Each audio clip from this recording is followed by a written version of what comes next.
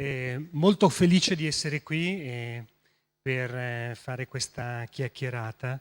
Eh, la- mm, il mio sarà un excursus, diciamo, storico, senza essere una lezione di storia della fotografia, che vuole ragionare su questo titolo un po' presuntuoso, forse, che è il paesaggio come sentimento, che detto in poche parole per me significa smettere di guardare per cominciare a vedere.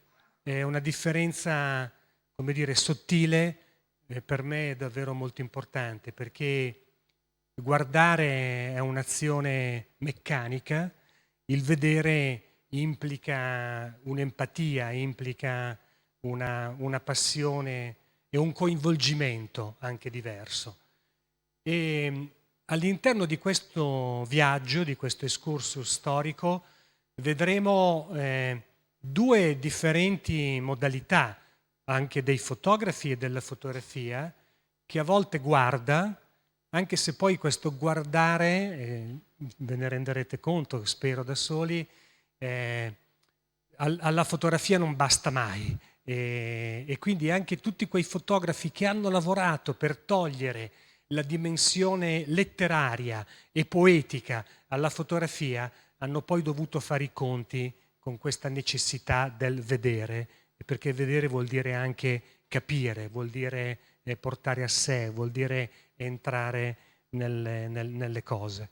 Quindi diciamo una teoria tutto sommato semplice, per me centrale, e che in qualche modo ci riporterà al tema che è quello del vedutismo, che nasce da queste parti. Io non sono, come dire, uno storico dell'arte e non voglio addentrarmi in situazioni che, come dire, conosco, ma conosco superficialmente. E quindi spero abbiate il piacere e la voglia di affidarvi per questo viaggio molto, cioè, diciamo, spero di non farla troppo lunga e di non annoiarvi.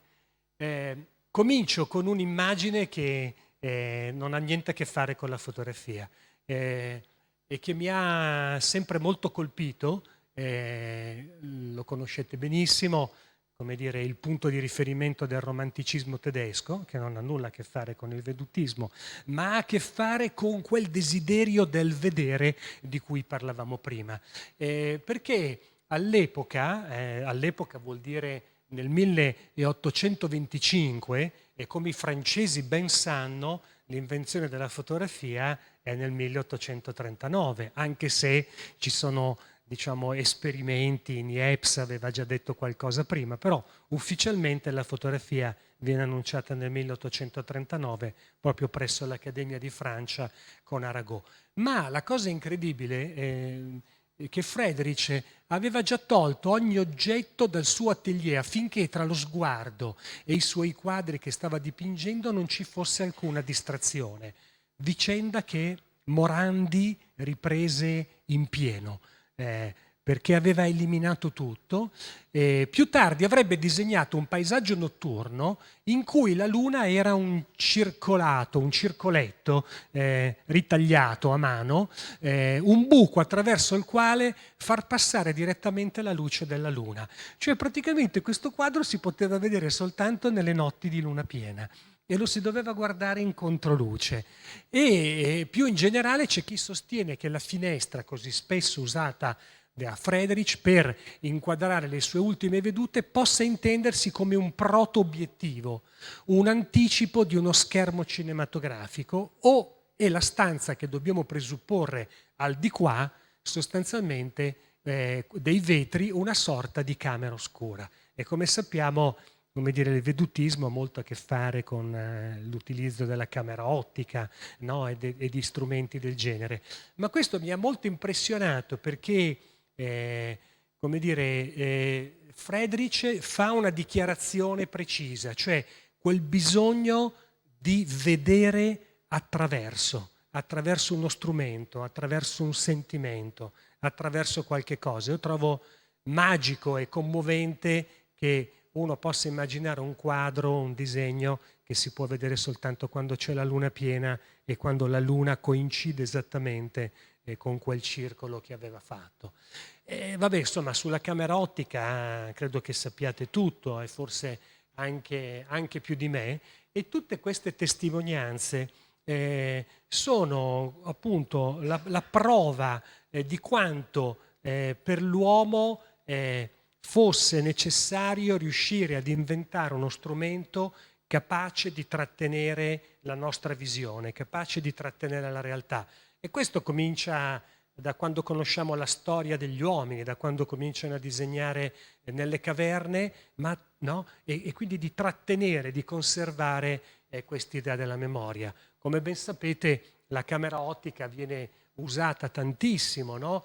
E c'è una questione che a me interessa molto, perché appunto con il vedutismo si inverte quello che in fotografia viene, ma forse anche in pittura, viene chiamato il rapporto figura-sfondo. A un certo punto quello che prima era sempre stato lo sfondo, quindi il paesaggio e le città, diventano i protagonisti dell'opera. Ma qua siamo alle elementari, in una lettura veramente basica. Ma scopriremo quanto questo è importante invece da un punto di vista della fotografia, perché è fortemente connessa con questa necessità di definire il paesaggio come un sentimento e quindi questa vicenda del vedere. Quello che mi ha molto colpito facendo la ricerca per questa presentazione è questa idea di somiglianza. È veramente impressionante. La pittura, come dire, a sinistra, la fotografia a destra, sono veramente incredibili. La fotografia vive una sorta di senso di inferiorità nei confronti della pittura che va per la maggiore, e quindi i fotografi di fatto si inventano questa, diciamo, corrente che viene chiamata appunto il pittorialismo, perché deve assomigliare alla pittura. Però c'è questa frase che poi rimette tutto in discussione, che vi chiedo di memorizzare: la fotografia non può mentire, ma i fotografi possono essere bugiardi, o forse i bugiardi possono fotografare, come volete voi. E qui entriamo in questo specifico che, insieme a questa necessità del vedere, si aggiunge anche una vicenda che significa mettere in scena. La fotografia non può mentire, ma i fotografi possono essere bugiardi. Quindi questo desiderio di andare oltre il vedere. Perché la cosa impressionante è che, come voi sapete, le pellicole e gli obiettivi nell'Ottocento gli obiettivi erano poco luminosi e soprattutto le pellicole che venivano emulsionate a mano erano poco sensibili. E quindi fare delle fotografie di notte era molto complicato.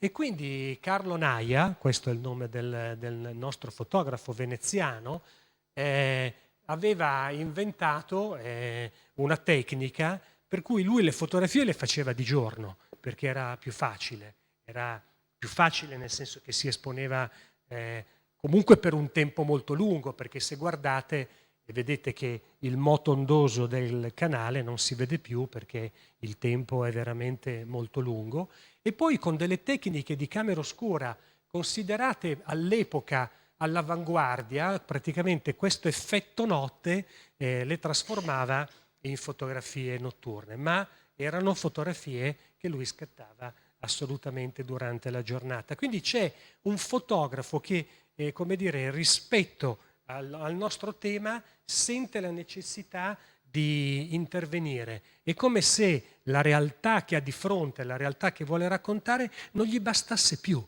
e quindi ha bisogno di introdurre linguaggi, informazioni ulteriori. E questo è molto importante, perché la fotografia deve fare i conti con, diciamo, un ruolo che le è stato dato, che è quello della prova, del documento. La fotografia è un principio meccanico, no? Vi ricordate le invettive di Baudelaire contro la fotografia che non sarà mai arte, no? E allora, accidenti, i fotografi però ci stanno dimostrando che la fotografia non è proprio la registrazione pedissequa della realtà. E Naia ce lo fa vedere con molta forza, perché incide in modo fortissimo sulla fotografia, andando a mettere in dubbio il rapporto con la realtà. La cosa, diciamo, vabbè, questa è come dire un omaggio ai francesi, perché Daguerre nel 1839 va da Arago e gli dice: ho inventato la fotografia. L'ha fatto con Niepce e quindi poi c'era Bayard che aveva fatto anche lui delle scoperte molto importanti, però voglio dire, per farla breve, la storia della fotografia vuole che nel 1839, quest'anno celebriamo i 180 anni della fotografia, lui va e presenta questa fotografia e voi dovete cercare di fare così diciamo, uno sforzo di astrazione, provate a immaginare che non avevano mai visto niente di simile, che avevano visto i quadri, esisteva l'opera unica, la fotografia, non questa, ma quella che vedremo dopo, introduce questo tema meraviglioso che è la riproducibilità all'infinito, il concetto di serialità. E quando Daguerre va ad Arago ci va con un intento preciso, cioè chiede allo Stato francese di acquistare il brevetto della fotografia che poi i francesi decideranno di regalare al mondo. Grazie di questo. Daguerre, quando va gli fa vedere questa fotografia, una fotografia scattata in un boulevard centrale, in un'ora molto particolare, vedete, mezzogiorno, lo vedete dalla luce zenitale, dall'ombra zenitale, e però è incredibile perché non passa nessuno, non c'è una carrozza, non ci sono passanti, eppure è mezzogiorno e Ferragosto non l'avevano ancora inventato, quindi non si capisce perché questa città è deserta. Ed è presto detto, perché per fare questa fotografia gli studiosi, immaginatevi che il daguerrotipo era una macchina di legno gigantesca messa su un trepiede, e non avevano ancora inventato l'otturatore e quindi si doveva togliere il copriobiettivo, lasciare che la luce filtrasse attraverso il diaframma per andare a posarsi su una lastra emulsionata a mano. Si presume che per fare questa fotografia fossero stati necessari 20 minuti di posa.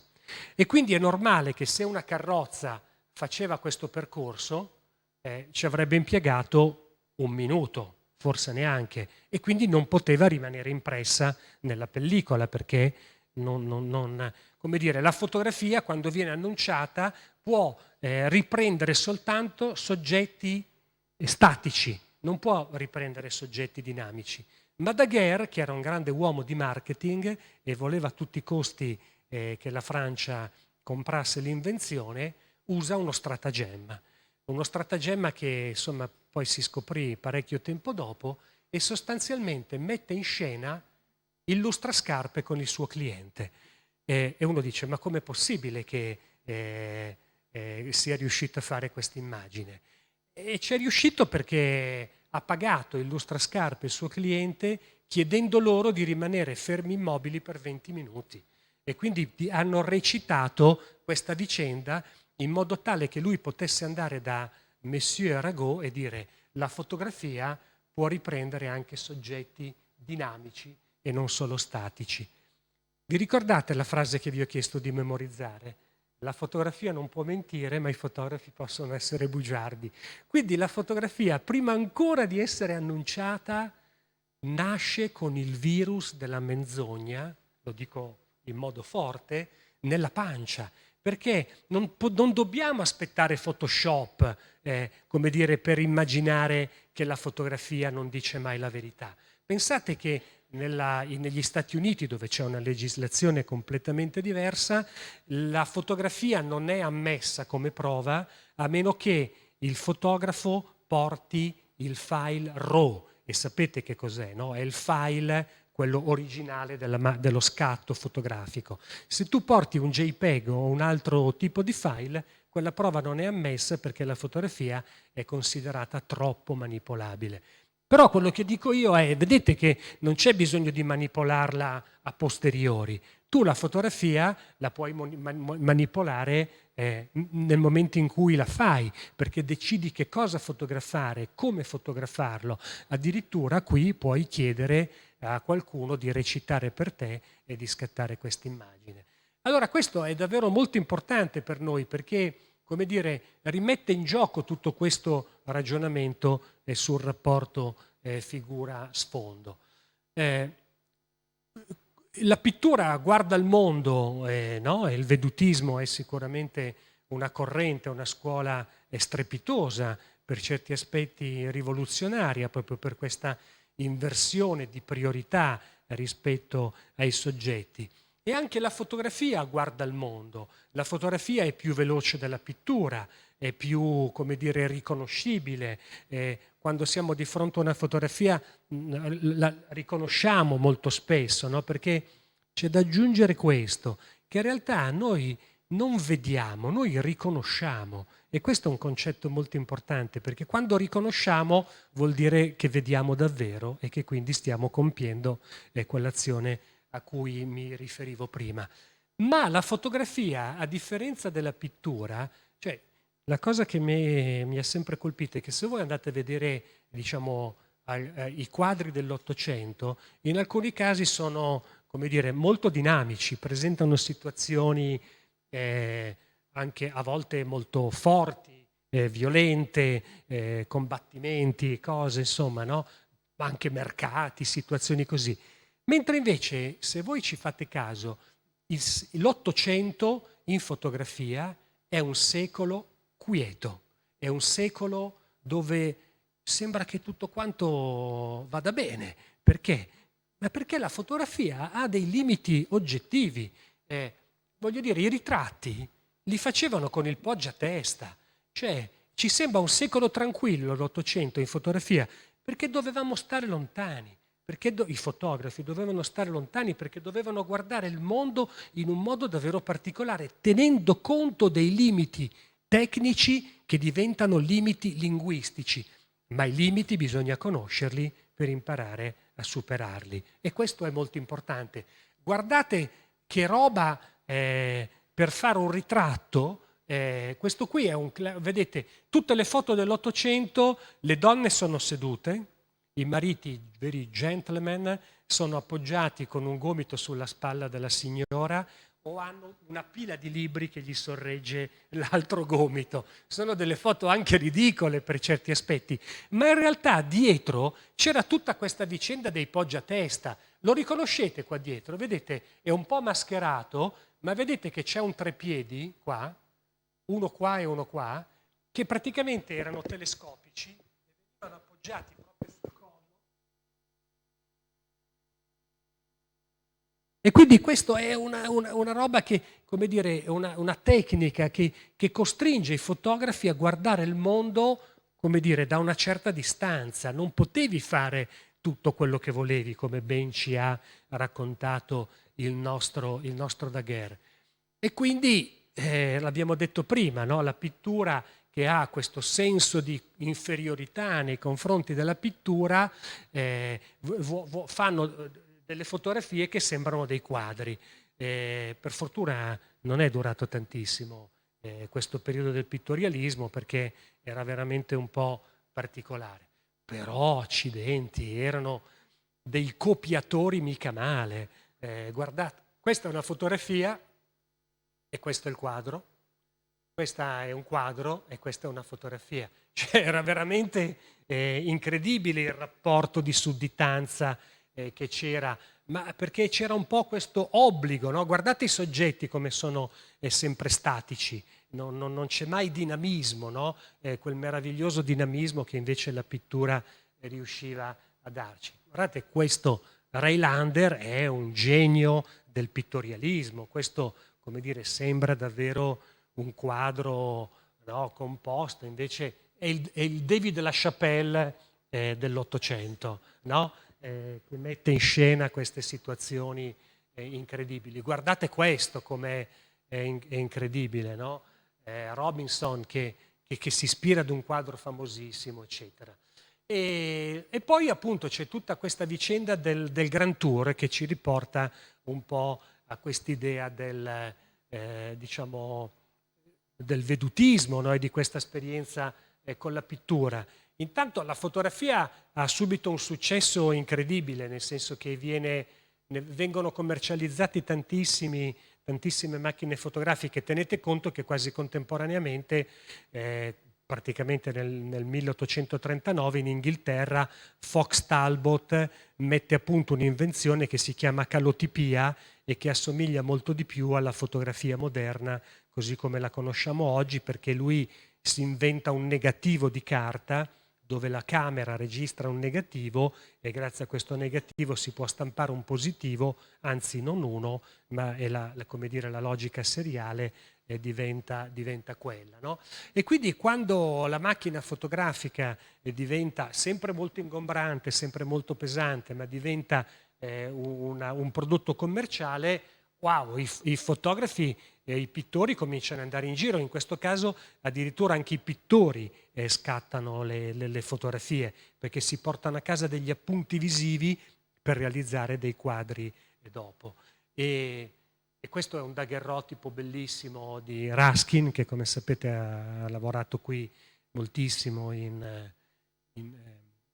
a Venezia, e però inizia questo meraviglioso viaggio del Grand Tour, e addirittura qui c'è questa storia meravigliosa tra Flaubert, lo scrittore, e Maxime Duchamp, il fotografo, dove, come dire, leggendo i loro diari, ovviamente Flaubert non poteva che scrivere una storia d'amore, però un po' mistica, un po' particolare, no? E qui, come dire, anche nel Grand Tour viene fuori ed emerge questa necessità del vedere, cioè di smettere di guardare e di cominciare a vedere, di cominciare a partecipare, cioè di scattare delle immagini dove, cioè, come dire, questa qua è un'immagine del Grand Tour, ma diventa, come dire, quasi una fotografia privata, una fotografia che potrebbe tranquillamente essere messa in un album di famiglia, non di viaggio, ma appunto di sentimenti. Mentre invece la prima è più chiaramente un'immagine di documentazione, no? E da qui la fotografia, diciamo, prosegue e che cosa cambia? Che questa, diciamo, questo obbligo da parte della fotografia di registrare più o meno la situazione così com'è, in qualche modo un po' la obbliga, la mette un po' da parte, e queste sono le prime cartoline, no? Si scriveva sul fronte, sul retro, ma vedete come sono sempre vedute, dove è quasi come se uno decidesse di prendere le distanze da quello che sta vedendo, anche perché poi appunto la fotografia diventa sostanzialmente un'industria, e quindi il paesaggio, i monumenti, le città vengono fotografate in modo, come dire, scientifico, dal sud al nord, da est a ovest viene fotografato tutto, no? E vedete come queste immagini sono veramente immagini che prendono le distanze, no? Che non vogliono quasi essere giudicanti, no? E diventa un modo di guardare da lontano, perché ognuno possa poi riconoscere dentro queste immagini qualcosa di sé, probabilmente. E questa è, diciamo, la slide però importante, che è quella dello switch, come si dice, perché soltanto con la conquista del controllo del movimento la fotografia passa ad un'idea di modernismo e può finalmente cominciare a confrontarsi con la pittura.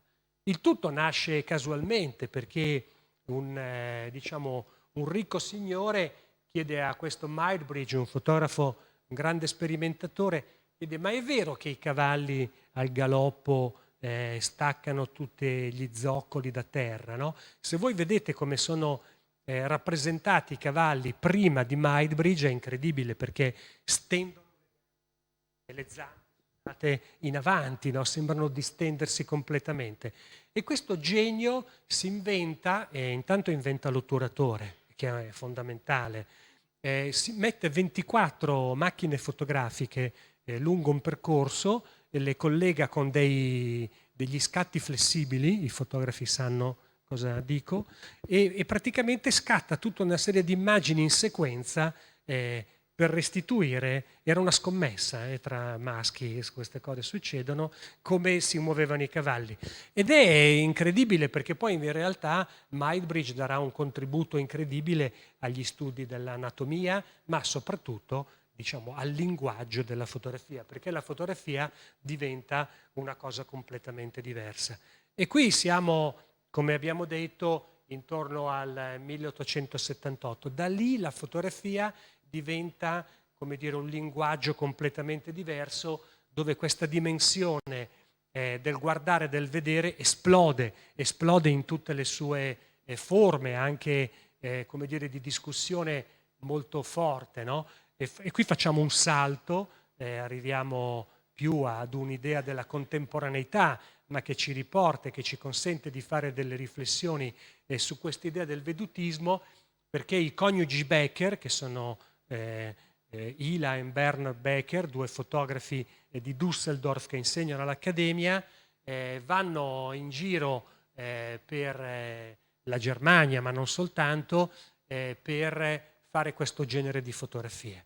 Fotografie che sono oggi collezionate da tutti i musei del mondo, costosissime, importantissime, e che danno vita alla scuola di Düsseldorf, che ha generato fotografi come Gursky, come Tillmans, come Candida Hofer, Gursky l'ho già detto, insomma, Struth, cioè praticamente i fotografi più importanti del mondo. Questi due signori vincono il Leone d'Oro con le loro fotografie nel 1991 alla Biennale di Architettura di Venezia, che è uno shock, perché dice: ma come due fotografi che vincono il Leone d'Oro non nella Biennale d'Arte ma nella Biennale di Architettura? E questa vicenda apre un dibattito incredibile, no? Perché sostanzialmente i Becker cosa dicono? Il distacco dall'emotività, cioè loro vogliono togliere con queste fotografie tutta, cioè, questa logica che vi dicevo prima del guardare, del vedere, no? Qui siamo nel guardare, apparentemente, ma tutto questo distacco di emotività e soprattutto la continuità. Questi signori vanno avanti a fotografare per oltre 30 anni, perché fanno un lavoro sull'archeologia industriale, sulla raccolta di una memoria di queste strutture che andranno distrutte, in realtà restituiscono alla fotografia una dimensione poetica che difficilmente si potrà ritrovare nelle fotografie. E vedete qua come il rapporto figura-sfondo, come l'oggettività è al centro di questa ricerca di questi fotografi, no? Dove poi appunto Gursky farà tutto il lavoro sui musei, Candida Hofer farà il lavoro sulle biblioteche, tutto nasce da questa vicenda. E poi c'è questa cosa del paesaggio americano che per me è stato bellissimo ritrovare queste immagini e collegarle all'idea del vedutismo con due tecniche, manco a dirlo, che sono diverse, una è pittura e l'altra la fotografia. Questo è Ansel Adams, questa fotografia si intitola Moonrise Hernandez e quando diciamo diventa il simbolo di un manifesto bellissimo di un gruppo che si chiama F64, dove F64 sta a indicare la massima chiusura del diaframma. Cioè sostanzialmente questi signori americani scrivono un manifesto che dice che la fotografia deve essere uguale alla realtà e che deve essere sempre tutto a fuoco, non ci possono essere primi piani. Quindi pensate qua come il rapporto figura-sfondo cambia ancora. e che la fotografia deve essere nitidissima e deve essere presentata con il massimo del dettaglio. E anche questo modo di fotografare ha influenzato moltissimo i pittori, no? Adesso in questo caso è, come dire, la fotografia che arriva a dare delle suggestioni molto importanti. Ma la svolta vera noi ce l'abbiamo con Eggleston, che è questo fotografo americano che sostanzialmente celebra l'elogio del banale. Le sue fotografie, io vorrei farvele vedere, lui è il protagonista di una mostra fatta al MoMA di New York da Zarkowski nel 1976 e lui propone una fotografia a colori che è l'elogio del banale. Guardate che qua il rapporto figura-sfondo è di nuovo rimesso fortemente in discussione. Lui celebra l'occhio democratico della fotografia. Tutto ciò che io vedo ha come dire, il diritto di essere fotografato, ti chiama, ed è l'elogio del banale, l'elogio del quotidiano a colori. Pensate che la Kodak, che aveva inventato la fotografia a colori, in quegli stessi anni battezza ironicamente il rullino a colori da 36 pose nel formato Leica, il rullino 4 stagioni, perché è il rullino che usano le famiglie, dove ci metti dentro il compleanno, il Natale, la Pasqua e la Cresima, tutto in 36 pose. Questo per dire come la fotografia a colori era veramente considerata zero, non era assolutamente autoriale, era troppo simile alla realtà. E invece Eggleston cambia completamente questa visione e ce la propone, come dire, se pensate a Cronenberg, se pensate a David Lynch e a molti altri registi, a qual è la vicinanza stilistica che c'è tra appunto Eggleston e il cinema. E anche in Italia, e questo l'ho voluto come dire, sottolineare, c'è una presa di posizione nei confronti del paesaggio, di un paesaggio che finalmente deve diventare protagonista anche nelle fotografie. Abbiamo parlato degli Alinari, abbiamo detto di come questa fotografia era una fotografia standardizzata, era una fotografia, diremmo oggi, da cartolina, una fotografia che non era assolutamente capace di emozionare, ma era una fotografia che sostanzialmente registrava. E qui, capitanati da Luigi Ghirri, nel 1984 un gruppo di fotografi parte per un viaggio in Italia, il libro si intitola così, è un libro importantissimo, guardato in tutto il mondo perché è un esempio veramente importante di come ancora una volta cambia il rapporto, a partire dal vedutismo alla fotografia di oggi, cambia completamente. Questa è un'immagine di Luigi Ghirri famosissima, dove come dire, insomma, parla da sola, no? Dove il rapporto tra la figura e lo sfondo entrano in una logica di dialogo molto, molto forte. Ma anche Guido Guidi, che si rifà all'esperienza dei Becker che vi ho fatto vedere prima, in quella logica di astrazione del giudizio, no? Di azzeramento completo della poetica, arriva qua. Per arrivare poi a Mario Giacomelli, che anzi volevo dirvi che al Jeu de Paume c'è una mostra bellissima di Luigi Ghirri. Hanno dedicato, e se i francesi ci riconoscono qualcosa dobbiamo dirlo, no? C'è una mostra meravigliosa di 250 fotografie dedicate a questo grande fotografo, e poi Giacomelli che invece ritorna a rendere protagonista il paesaggio. Nelle sue fotografie cambiano completamente i punti di vista e il paesaggio torna ad essere assolutamente protagonista. Qui ci sono dei rimandi che per me sono veramente importanti. Questo è Wim Wenders, lo conoscete tutti, un regista tedesco, ha fatto dei film meravigliosi, e dice: i paesaggi hanno storie da raccontare e sono molto più che semplici luoghi. In un film i luoghi devono necessariamente giocare un ruolo secondario rispetto alla storia e ai personaggi. Ritorniamo ancora una volta al paesaggio che diventa sfondo. Nelle fotografie posso dar loro il ruolo centrale. Ed è questo, come dire, sono le riflessioni che hanno scatenato in me questa ricerca, no? Senza dare delle risposte, ma casomai ponendo ancora delle domande. Perché sempre Wim Wenders, in un dialogo con Daniele Del Giudice, che è uno scrittore strepitoso veneziano, che tutti quanti ricordiamo, non sta molto bene adesso, ma ha scritto dei libri meravigliosi, e dice, io questa frase la trovo perfetta in qualche modo per questa riflessione: ogni secolo ha le sue rovine e un modo di metterle in immagine, facendone paesaggio. Ed è incredibile come veramente ogni epoca ha la propria estetica, sceglie un'estetica per mettere in scena la propria epoca. E Wenders, fotografo, mette in scena le nostre rovine del presente, che sono nate tali. E io questo lo trovo bellissimo, perché non custodiscono memoria o tradizione, in quanto non hanno fatto tempo ad accumulare tempo. Come dire, la sovrabbondanza di produzione e questo sguardo che cambia continuamente, che va indietro e che torna avanti e che si ferma, ci fa percepire le cose come se fossimo in un eterno presente. Non c'è più questo distacco tra il passato e il futuro. E questo la fotografia e ce lo ricorda ogni giorno. Queste sono le fotografie di Wim Wenders,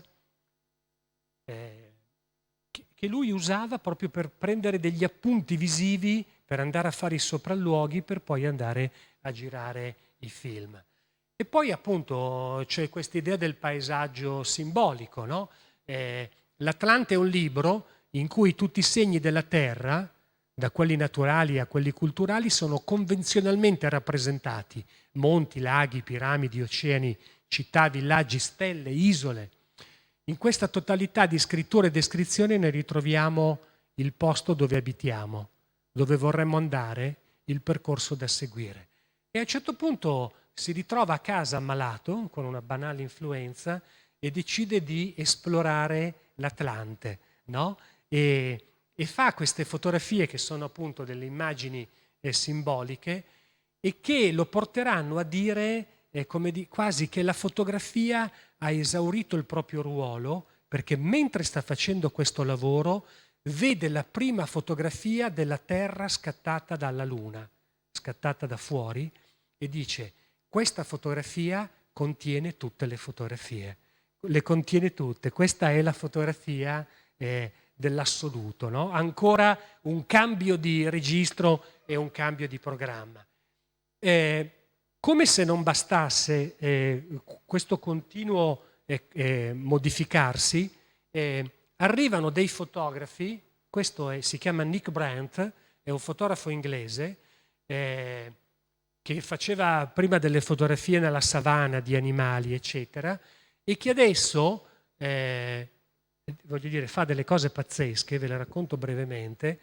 Sostanzialmente questa immagine non è un fotoritocco, potete andare poi naturalmente sulla rete a controllare tutto quello che dico, ma è il frutto di 2 scatti consecutivi.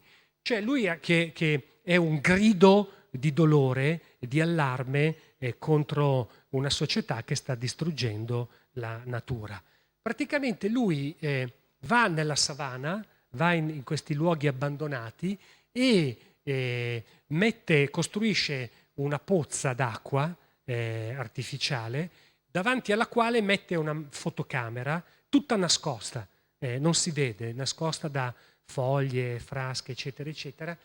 E per fare questa foto magari passa 1 mese, 2 mesi, 3 mesi, e lui intanto ha costruito tutto, perché scatta soltanto quando l'animale selvaggio è arrivato lì ad abbeverarsi. A quel punto lì lui ha fatto questa immagine che voi capite che non potrebbe scattare un fotografo con in mano una macchina fotografica. Quindi qua vi ricordate quel discorso del guardare e del vedere? I fotografi possono essere anche bugiardi e la fotografia non può mentire, ma è la somma di tutti questi sentimenti che ci fa, come dire, apprezzare questo. Quindi poi tiene questo scatto e ne costruisce un altro, cioè mette in scena, ha preso tutte queste comparse, le ha pagate, le ha illuminate, ha ricostruito tutto quello che vedete che stanno guardando tutti un cellulare e ha scattato l'immagine, la seconda immagine. Quindi si presume, cioè più che si presume, si sa che per scattare questa immagine Nick Brandt ci ha messo 3 mesi. Quindi cambia completamente anche il concetto di fotografia, quella fotografia che era l'istante decisivo di Cartier-Bresson, che era quella di Daguerre, che ci voleva mostrare la realtà per quello che era. No, la realtà non ci basta più, dobbiamo inventarne un'altra.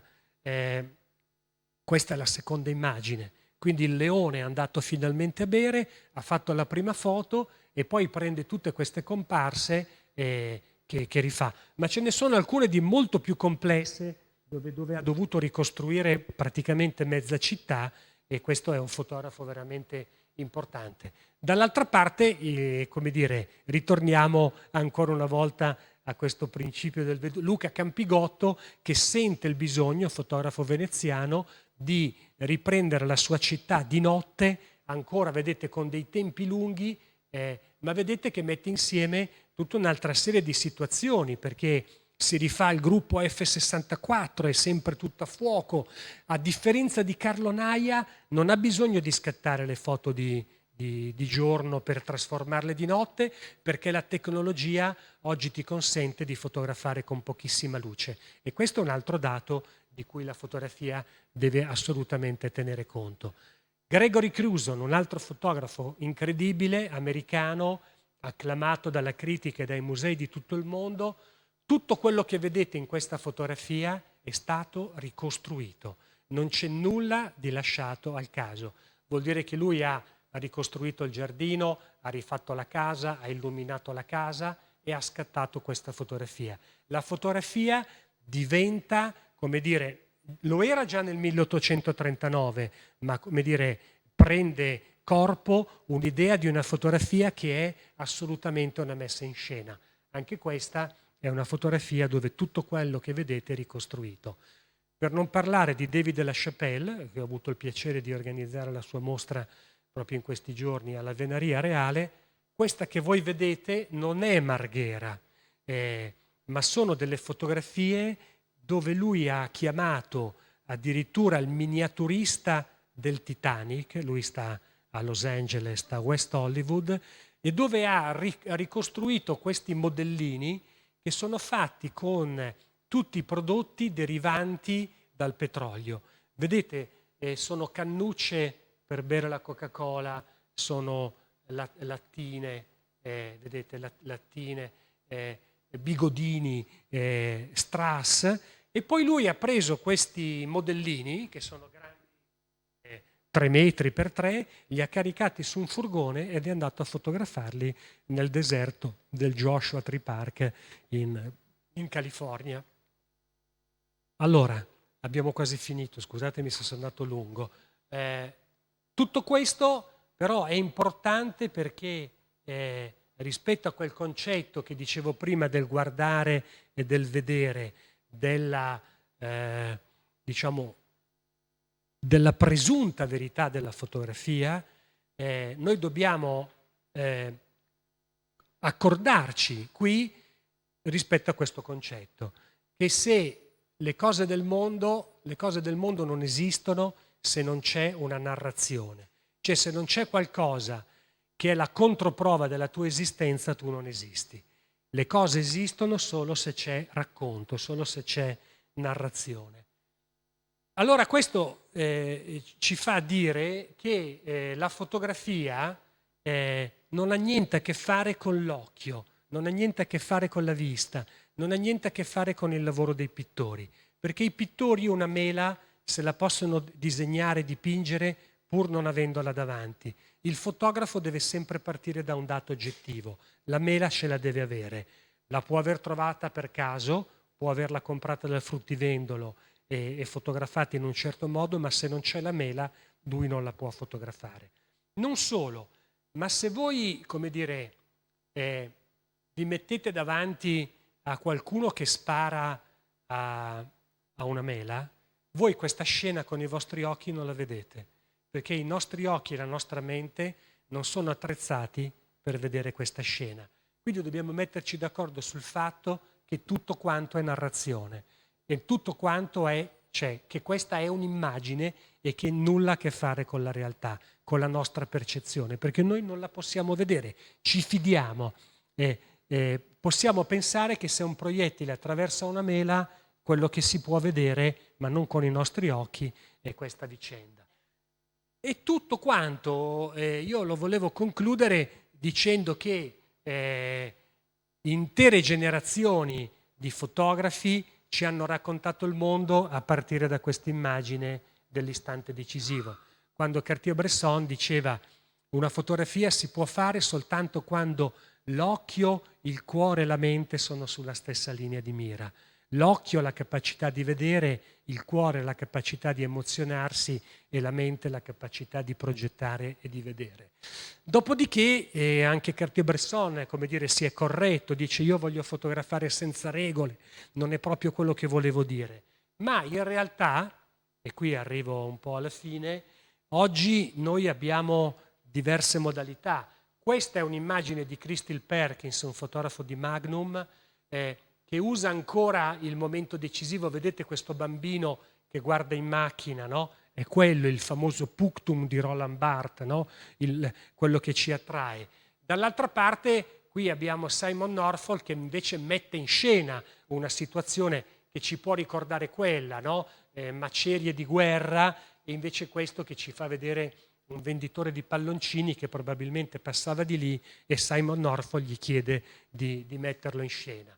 Così come possiamo pensare che nella stessa situazione di un cataclisma, no? Vedete, siamo nella stessa situazione, guardate le montagne sullo sfondo sono le stesse, no? Una fotografata in bianco e nero dove c'è addirittura il fotografo che prende un elicottero e che decide di scattare esattamente con la logica del momento decisivo perché passa la bicicletta che fa il rivolo di onda sul fiume, e dall'altra parte Taryn Simon che invece va a cercare la ragazza che abitava in quella casa e che non c'è più, quella casa, e la fotografa esattamente su l'unico tronco è rimasto in piedi. Quindi un fotografo ancora una volta che senza fare come Nick Brent, come David LaChapelle o come Cruzon devono mettere in scena, ma lui mette in scena esattamente come Daguerre, rimettendo in discussione ancora tutta questa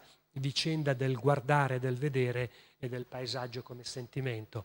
Per non parlare appunto di situazioni ancora più drammatiche, perché se noi dovessimo celebrare come tutti gli anni appunto il giorno della memoria, noi possiamo farlo con un'immagine fortemente descrittiva come questa, dove ci sono, ahimè, delle donne che stanno andando probabilmente alla camera gas, oppure possiamo usare un linguaggio metaforico dove ci sono gli scalini di una camera gas consumati da queste povere persone che hanno dovuto fare quel percorso. Quindi questa è la sintesi. Noi dobbiamo passare dal fatto in sé alla sua interpretazione. Non ci basta più raccontare i fatti. Dobbiamo passare dall'essere testimoni indipendenti a diventare degli opinionisti e dei commentatori. Non si capisce perché davanti ad un quadro noi non ci chiediamo se questo ci sta raccontando la verità. Non capita mai, perché sappiamo che le sue origini e le sue motivazioni non sono quelle, ma davanti a una fotografia la domanda è sempre quella. E quindi da io ho visto a io ho capito, che potrebbe sembrare un passaggio un po' presuntuoso, ma diventa fondamentale, perché quando lavoriamo con i fotografi lavoriamo con delle persone e io voglio fidarmi dei tuoi occhi, perché tu sei unico e tu racconti la storia del mondo in un modo molto preciso. Sostanzialmente prendi posizione e quindi da una vicenda inerente per sviluppare un senso critico e quindi pur mantenendo una dimensione emozionale trovare la giusta distanza. Chiudo con questa vicenda che secondo me vi fa capire un po' qual è la mia posizione, perché appunto l'ho imparato da Franco Fontana. Una sera un amico che si diletta in fotografia, invitato a cena, mostra alcune fotografie alla padrona di casa, che guardandole dice: che belle fotografie, chissà che macchina fotografica eccellente che ha. E al momento di andarsene, di andare via, il mio amico, rivolto alla padrona di casa, risponde: ottima cena, lei deve avere delle pentole di ottima qualità. Grazie.